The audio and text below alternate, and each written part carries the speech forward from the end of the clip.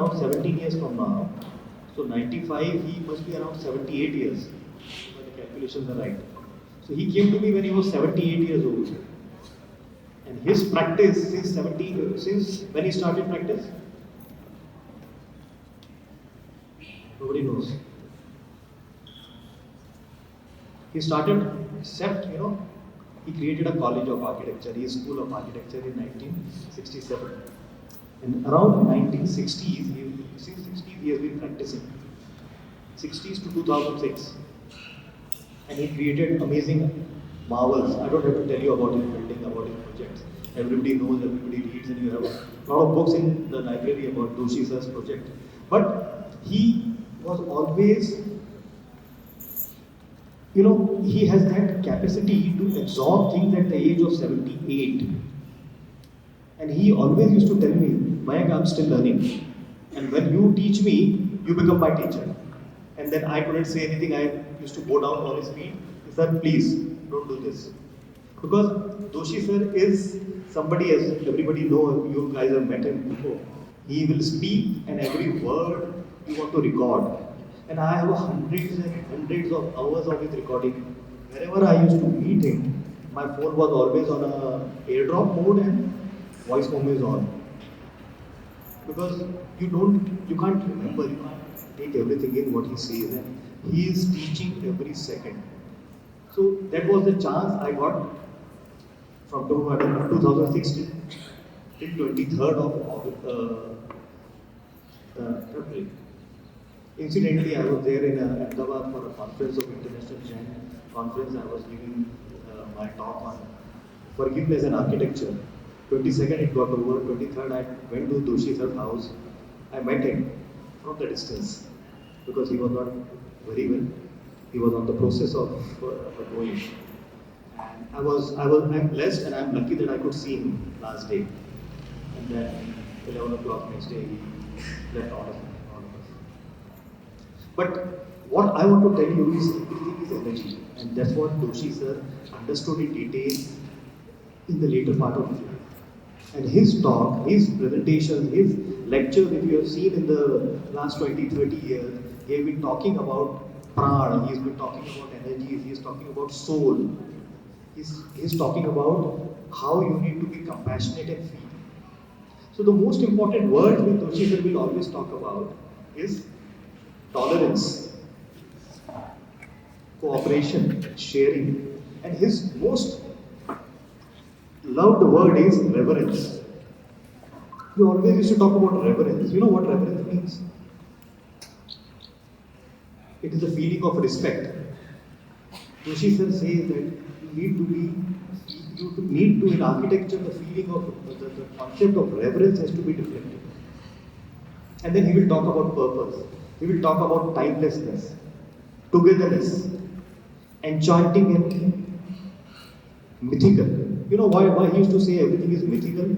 Because he used to write stories about all his projects. And each project of his is based on his stories. So what he will do, he will go to the site, feel the space, talk to the people, and give him the design which the client doesn't want. And then there will be arguments. And through the argument, he will learn what a client actually wants. And then he'll write a story about the whole project, what he wants. And all of his projects, incidentally, I was working on his energetics of all his architectural projects. So he gave me the copy of all his stories. And I have all the building stories, which was written much before the building has been actually designed. And that is so amazing that each journey, his movement, he will write, in Gujarati a lot of times that I went to the site in the morning, the sun was shining, the light was coming from this direction, the trees were there, and that dog was moving around. And then I wonder why this dog is sitting here. And then he will notice the dog, then he will sit there for some time, then feel, and then he'll see that sun is coming too sharp there. Let me go to the shade. He will go under the tree. And then sit under the tree for some time. And then he'll see that the tree is also not good enough for the shade. The light, the direction, the wind, the feeling. And then he will talk to the people around. कि इधर आओ बात बताओ यहाँ क्या है कहाँ रहते हो and he'll start getting into people and that's why he called everything is human centric. His architecture is human centric because he felt what was the need of that land, not what was the need of the client. He will understand the need of the environment. He will understand the need of the society around it. Most of his architecture is socio-economic based. It's not always what the client wants, how this building is going to influence the surroundings and the environment. Have you seen his project Aranya? Aranya housing. He got a Arakan award. That is in Indore, and it is the same thing which I just saw in one of the elevated plots design. That he has designed the building, the campus, thinking what will happen to these people after 20 years or 30 years. And the modules were given so that they can build on that modules. So initial design, what Doshi sir designed, or Doshi sir actually conceived. And now when you go to Aranya site, you will not find a single element of that. It is totally transformed and people are still happy. So you as an architect need to think ahead of time. That's what we all need to learn from Doshi sir, that we need to see that architecture is always growing, always evolving. What you have made is not going to be there forever. It is going to grow. And that organicness in architecture is what he says, that I am open for all new ideas. And chaos and order in design are the hidden opportunities. So you understand the chaos and you understand the order, and then you try to find out what are the opportunities. He says you need to feel the space and try to understand that residues become unexpected opportunities. Are you getting me? Residues becomes unexpected opportunity. Think about this. They're just 4 words and too much of information is in the 4 words. That is, hidden opportunities, intangible things needs to be seen in architectural design. Any building, go any building, maybe LD Institute, one of the oldest project. Go there and feel. You will still connect to the place, and that you will not get when you go to Franco Gehry or any of the modern buildings. In fact, some of his work are people compare with Louis Kahn, but according to energies, when I go there, not to disrespect Louis Kahn's architecture, but I don't find that energetic connect. What I find in Doshi sir's building, because there is something else which is intangible, which is not seen, and that is what energy architecture is. And he never says this is the only solution. He says that it could be the solution. And then he starts discovering. And then he'll say that by discovering I get the chance to redesign the whole space. And he will break the building in half construction also. And he says, no, I don't like this. Because that time I used to like it, now I don't like it. And I want to break it. Because if I don't break it, I will not do the further design, because according to him, architecture is enjoyment. You need to enjoy. And if I am not enjoying that particular beam in this circular formation, I will break it. Or you choose another architect. So that was his way of working, of enjoying architecture. One of the examples which I always remember, he used to talk about his first site visit with SEPT, or School of Architecture student, that was not SEPT initially. It used to be called School of Architecture. He went to Jaisalmer. Getting with him. My connect with Doshi sir was mostly energetic. We never used to talk about architecture per se. We used to talk about life. We used to talk about energy. We used to talk about health. And I was planning to set up an architecture college in Pune, alternative architecture college, by the name of Bricks. And Doshi sir changed his name. You would say, don't call it architecture college, call it Holistic Institute of Holistic Living. And that's the name I have kept it for my institute. Wherever it will happen, it will be called Institute of Holistic Living. He says, let architecture be somewhere else. Let life happen inside the buildings. And whenever you are controlled by architecture as a word, it is controlled by the Council of Architecture and different elements of architecture. So he used to, in the later days, he used to say, don't talk about architecture to me. Talk to me about life in a space, in a built space. Because architecture for him, due to different reasons, has lost its own charm of feeling and relationships and reverence. He used to say that architecture has lost it because we have been copying, we have been deriving things from different countries, different people are influencing us. The true Indian architect is still has to come. And I always used to say, sir, I don't know what will happen after you go.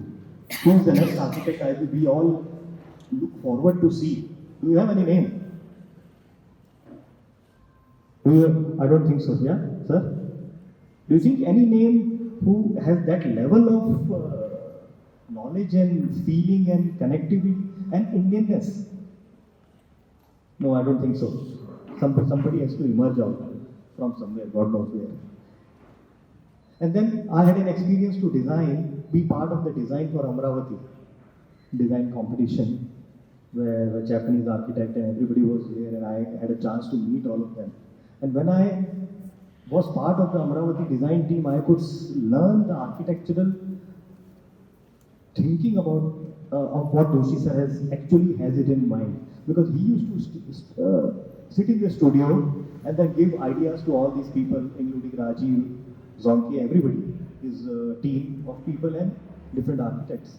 And it was such like everybody had an idea to how to make this thing fit in. But what Doshi sir will say, nobody has a thought about it, this could be the solution.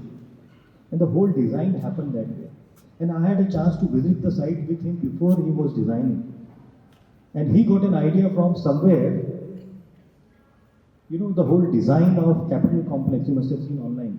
The whole design of Capitol Complex is based on Kundalini. And Kundalini, he saw it in Vijayawada temple. One day before the site visit, before actually designing. And he could see that Kundalini shape. And the idea came in his mind. And then he saw the standing Nandi. That idea came into his mind, and then he transformed after 6 months when we saw his first sketch of Amravati. Then I could relate, sir. I said, sir, this is Kundalini. You are talking about each element of the human chakra. And then everything started falling in place. Doshi sir also used to talk about identity a lot. What is the identity of this particular place? How you are going to understand the vibration of the land, vibration of the project and create an identity. As an architect, we all need to learn and see that whatever we are making small or big, we need to create an identity, and that particular building should become monument. And that is what all his projects were. You can never cross a building designed by Doshi sir when you don't turn back and look again. You have to look back. So what is this? And that is what he wants to say. Have you, I'm sure some of you had a chance to visit his office, Sangat. When I went there first time, somewhere in 2008 or 9, I got lost. Because the office is so grand, you will see the walls, you will see the garden, you will listen to the music, you will go through the landscape, and then you will never find a door to enter the building. It's a small door which you go down, you just bend down and get into his office. So such a big person with such an enormous architecture sense has created architecture as the metaphor to not show his, the talent and grandness, to show his humbleness. So that and he says that we are very small people in front of this architecture. And why I need to say, Sangat has become a UNESCO building, Sangat has become a monument now.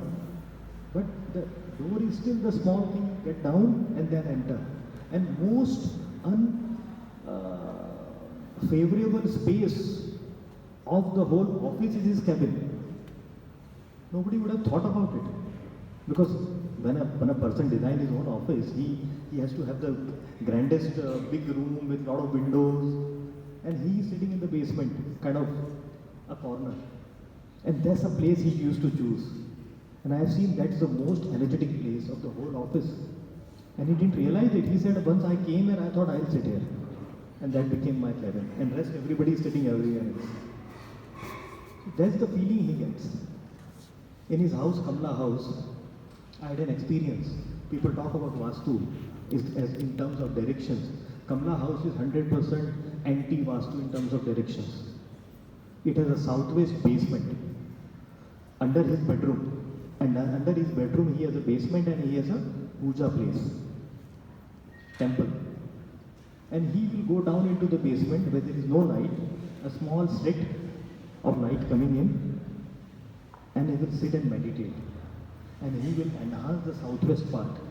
According to energies, according to Vastu, if you guys know, northeast is the energy coming in, Brahmastan is where the energy moves, and southwest is where we store the master bedroom. So temples are always in northeast and open, a lot of sunlight coming in. His temple is in basement with very little sunlight coming in.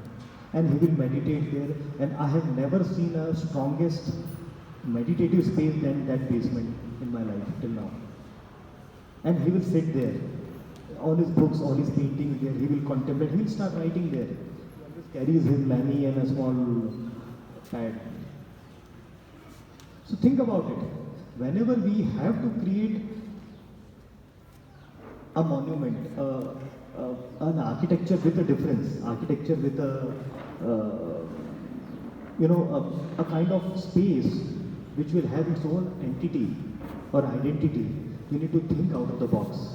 You don't have to follow the red books. You don't have to follow a certain norms written in your Newfords and your data books. You need to create your own. And that's what Doshi sir used to do. Have you seen the sept staircases? There's the monumental staircase. Thousands of people have copied it. Big architects have copied that staircase, starting from there and emerging out into a big one.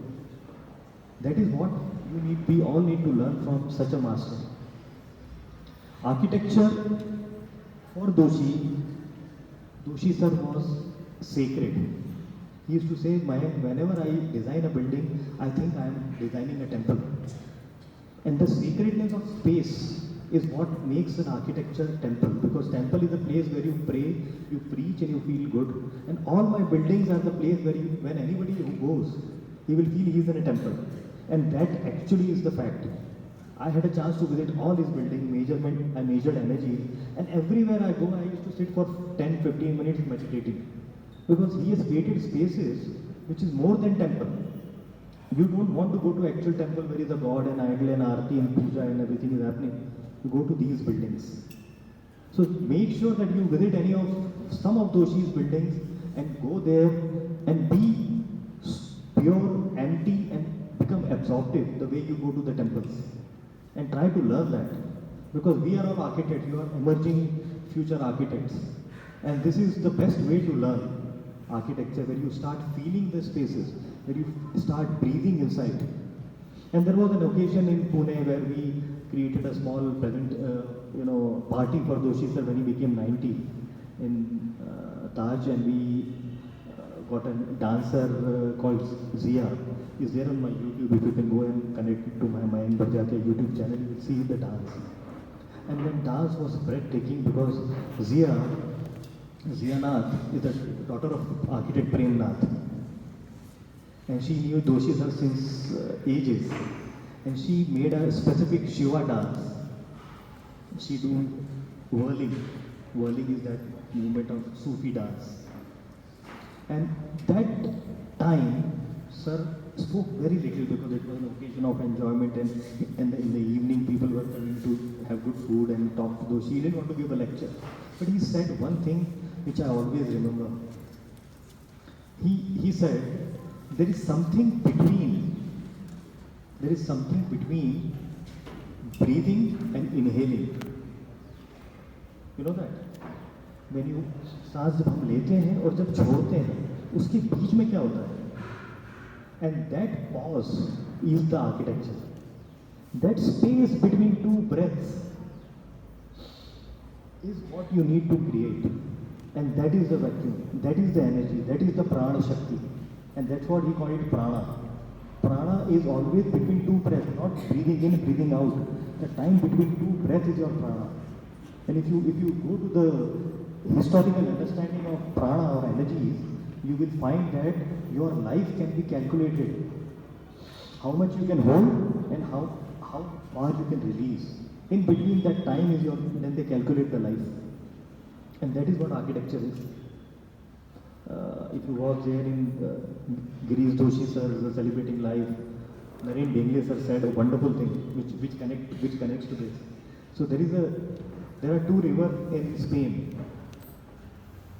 One river's name is remembering. Another river's name is forgetting. And there are actual river name remembering, forgetting. And there is a space in between both these two rivers. And what they call that? The pause. So when you remember and you forget, there is a pause in between. And that is what Doshi's architecture is. Between remembering and pause.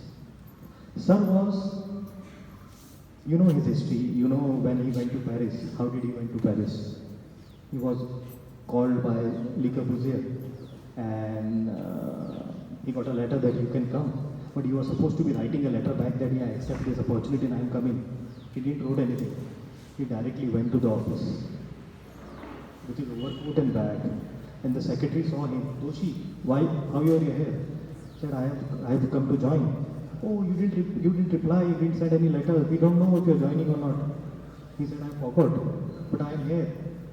Then he called the boss and he said, the Doshi has come with an overcoat and a bag and is standing in front of our office. And he said that he has come to join. The boss, Le Corbusier, said, if he has come with his bag, get him in. And sir says, if I would have written an acceptance letter, there was a chance that Le Corbusier said no, or could have written back that we don't want you.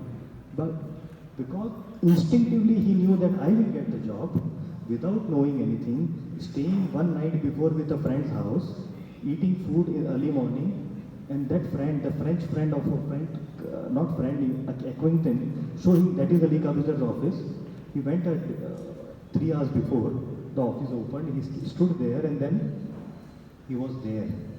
So he says one very important thing which all of us needs to learn.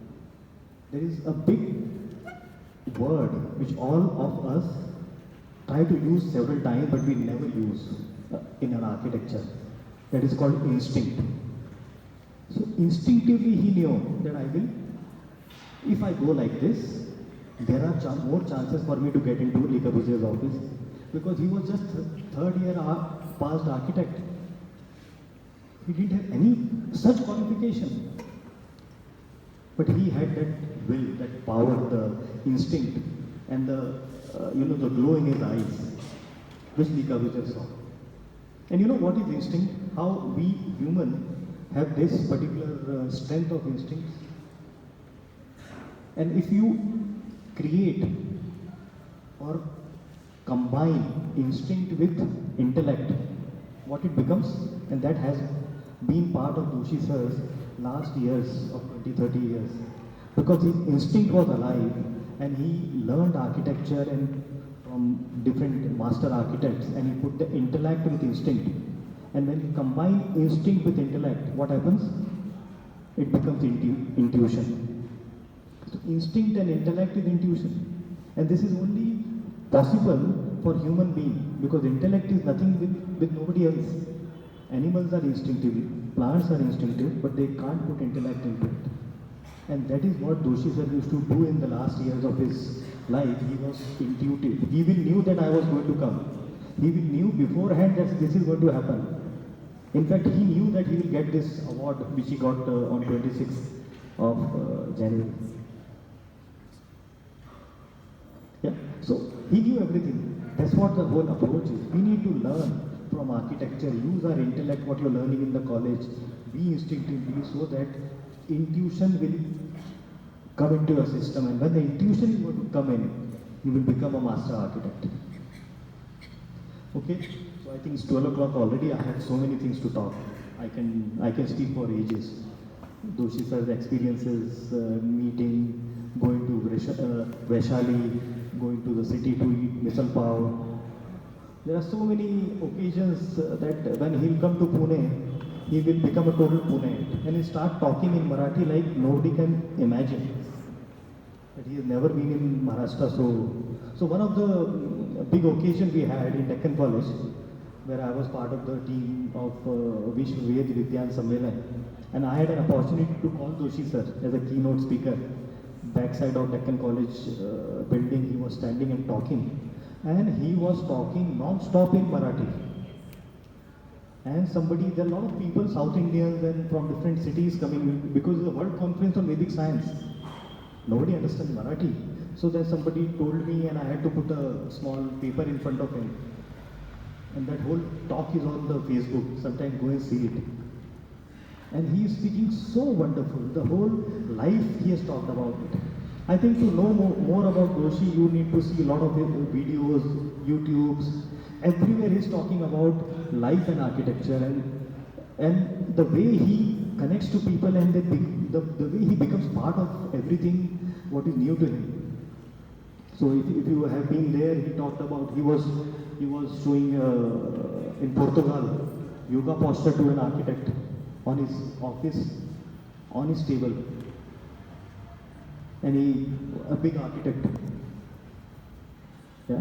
So he is the person who, as Pooja said, whenever you meet Doshi sir, it's difficult for you to meet him now, but whenever you see his talks and his videos, you will start feeling connected to him.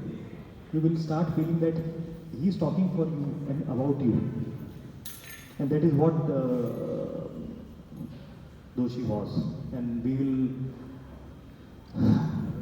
But I got an opportunity to be with him every second, third month. Since last 20 years, I have been visiting Ahmedabad like anything, and every time, as Pooja said, if you have personal problem, if you have anything, he will be always there to address it. Irrespective, middle of the night, if you call, he'll pick up and he'll answer. Early morning, he'll answer. And he will remember you. The most important part is thousands of people after Pittsburgh, so many world people are going to, was asking his time and his appointment, but he will call you and remember you. That's the best thing Doshi had. I think that's enough for me today about Doshi sir. And my connection as an architect, as an energy person, I created a specific path, and I think this is a past life connection or some other life connection with Doshi, which made me so close, became a part of his family, became so close to him. I am not a very eminent architect. Not from the top level I passed out my bachelor's and master's in second class. So I was never allowed to be into the sept, or his sangat. I could never imagine. But with something else and some connection, I could sit in his office for 6 months when we were designing Amravati. And that is a lifetime experience. So I am blessed. I think I am blessed. And with that note, we will miss Doshi forever. He is, as Pooja already said, he is omnipresent, he is everywhere. And I can still hear him. So with that note, thank you very much.